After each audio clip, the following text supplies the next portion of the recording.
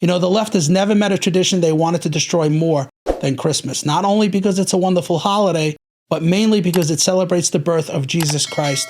And the left, of course, is very offended by that. So they're doing everything they can to cancel it. Let's start with the nativity scene. It's banned in parks in California since 2012.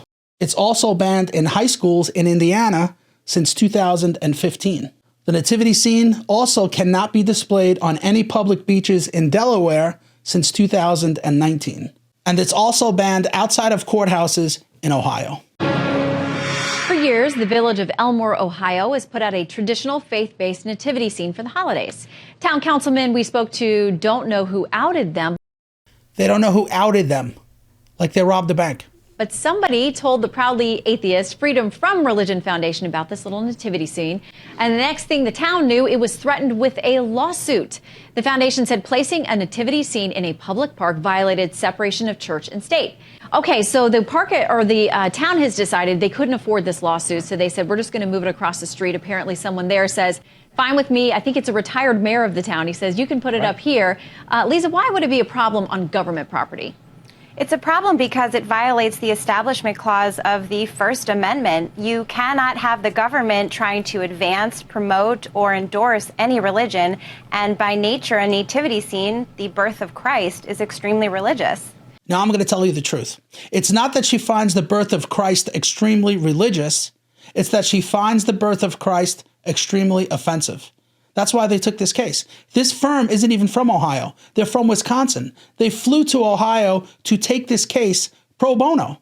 So she's lying, and I'm going to prove it to you. But first, listen to the other guest tell us how we can correct this. They wanted to avoid litigation, and that's why they moved it, but they didn't have to. They needed to make this a broader holiday scene as opposed to just a nativity scene.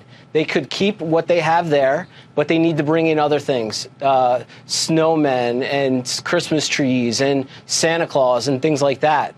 And if they would have done that, then they would have been able to pass the constitutional muster pursuant to our U.S. Supreme Court cases, and they would not have to have litigated or spend all the money on the attorneys. You see that? Jesus with Rudolph and Santa, totally cool. But Jesus alone, too offensive. Do you realize how ridiculous this is? Christmas celebrates the birth of Christ.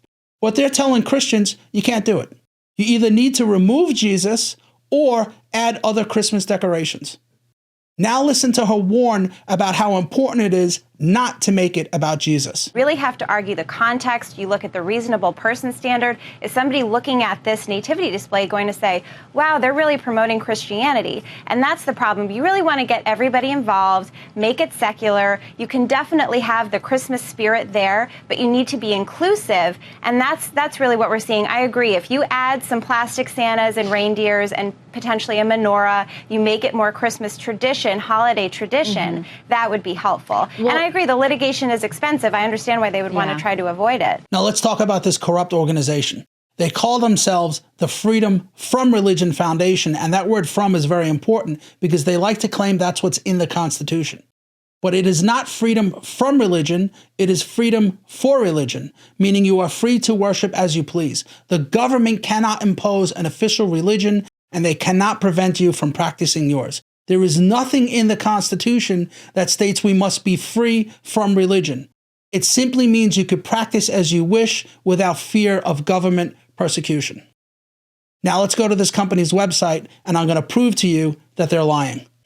You can see they have a thumbnail where you could report a church. Isn't that nice? Not a mosque or a synagogue. They're only interested in attacking Christian churches. Let's see what else they're into. Let's check out their brochure. Here are some of their issues. Public school prayer. They're against it. The Pledge of Allegiance. Not the whole thing, just the part that says one nation under God. Religious displays on government property. We've been talking about that. Prayers at government meetings. And the words, "In God we trust," written on our currency. This is a hateful atheist organization. They hate God. They hate those who worship, especially Christians. And this has nothing to do with the Constitution. And I'm going to prove it to you.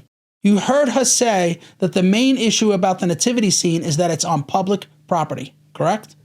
Well, while this company has no problem traveling all over the world, suing institutions to force them to remove anything to do with Christianity, they are also forcing public schools to permit workshops that spread the word of Satan. I'm not making it up. Here it is right from their website. Under highlights in July of this year, they settled a lawsuit to end the discrimination against the Satanic Temple. You with me? Jesus on public property, incredibly offensive, and they sue to get you to remove it. Satan on public property, totally cool, and they sue to force the schools to keep it. And by the way, we're talking about all schools, including elementary schools. Kids in the 1st and 2nd grade are being taught how wonderful Satan is. And how do you think they're getting this message across to little children? With cartoons. Satan's not an evil guy. He wants you to learn and question why. He wants you to have fun and be yourself. And by the way, there is no hell. When all is said and done, Satan doesn't actually exist. He's an imaginary friend who can teach us how to live. Satan's not a scary guy. He wants you to share and to be kind. He wants you to have fun and be yourself. And by the way, there is no match. That's allowed in our public elementary schools. And if the schools don't allow it, they get sued by law firms like this. Now, you heard that God-hating lawyer mention the reindeer clause. She's talking about a case that went up to the Supreme Court in 1984, which ruled that other Christmas decorations like Santa or Rudolph will dilute the religious element and therefore would be allowed on public property. The main issue is public property. They claim the government cannot allow any religious items on public property because it would be too offensive. You know what's not offensive to have on public property? Satan. This sick individual sued the state of Florida to allow him to display his satanic temple. It illustrates an angel being thrown into the fire pits of hell. It wasn't just allowed on public property, it was allowed inside the Tallahassee Capitol building. And it's happening in other areas too. Red states like Iowa. If you are visiting the Iowa State House over the next couple of weeks, you will see this in the rotunda. It's a holiday display put up by the Satanic Temple. KCCI's Bo Bowman went to the State House today to find out more about it.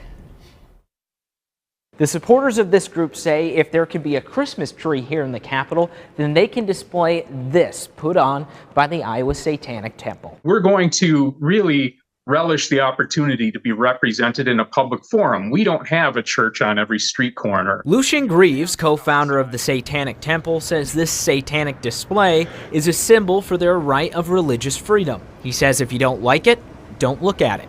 I'm told the altar here will be on display at the State House for 14 days. At the State House, Bo Bowman, KCCI 8 News, Iowa's news leader. By the way, the Satanic Temple says it is a federally recognized non-theistic group that uses satanic symbols as a way to convey its message.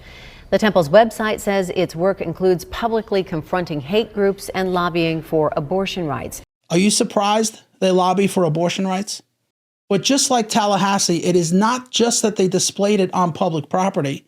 They displayed it inside the state capitol building. So this nonsense about not being able to set up the nativity scene on public property is a lie. Nobody cares about religious items set up on public property. They only have a problem with the nativity scene because it celebrates the birth of Jesus Christ. The liberals hate it, they're offended by it, and they mock it. And when they're not doing it in government buildings like they're doing here, private citizens are doing it on their own property. In its 4th year outside this home on Voorhees Lane, the zombie nativity may have lost some of its appeal. It was really at the end of last year. I said, I'm not doing this next year. Homeowner Jason Dixon says he had a change of heart when someone donated a few figures to add this year. But this, he says, is the final hurrah, much to the chagrin of his son. My 3-year-old's hard because that's all he talks about all year. When are we going to get the manger out? The scene has stirred up controversy in its few years. We got 27 citations, $500 each. It was $13,500 worth of fines, and we took them to court and beat that. Yeah, of course you beat it, because the courts have no problem mocking Christianity. Let's go over some more bands. Have you heard of Digital Cinema Media? They run advertising for 150 movie theaters. You know those ads that come on before the previews start? Well, this is one of the ads they were playing around Christmas time.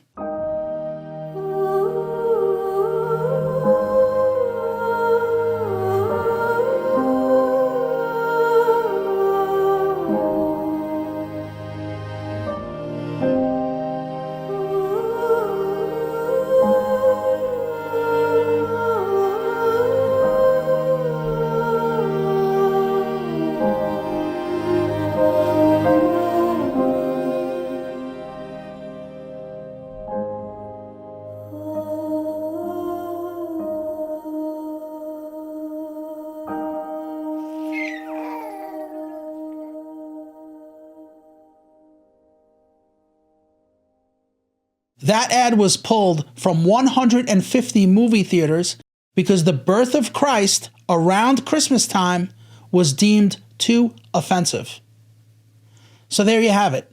You have courts, schools, government buildings, and private homeowners banning or mocking the nativity scene.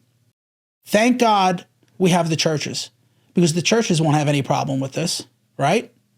Unless you happen to be a progressive church. Church's nativity scene in California is going viral. Now it shows Jesus, Mary, and Joseph as refugees separated in cages.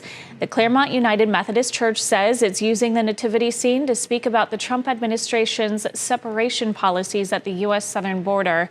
People have mixed reviews on the nativity scene, and it's sparking debate on social media and in the community.